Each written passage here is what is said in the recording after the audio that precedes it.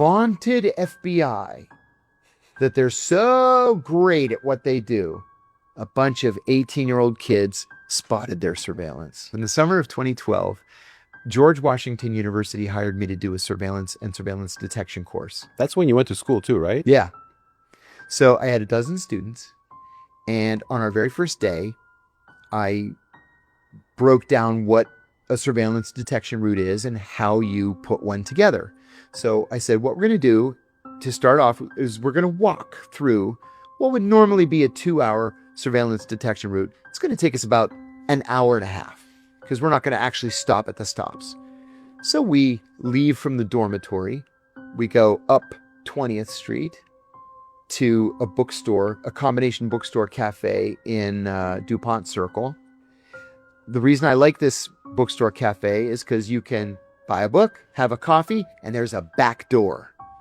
So you go in the front door, you do your thing, you leave the back door, it puts you in a neighborhood, then you loop around to see who comes through the building with you, and then I want to go to Georgetown from there. Well, the only way to get to Georgetown is across what's called the P Street Bridge, because there's Rock Creek that separates DuPont Circle from Georgetown.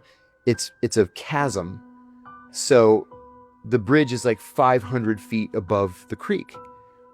Well, the only way to get from one neighborhood to the other is across this little bridge. So if you're under surveillance, they have to follow you over the bridge. So I said to these kids, they're all like 18. They've just started college. I said, this is going to sound crazy, but I believe we're actually under surveillance.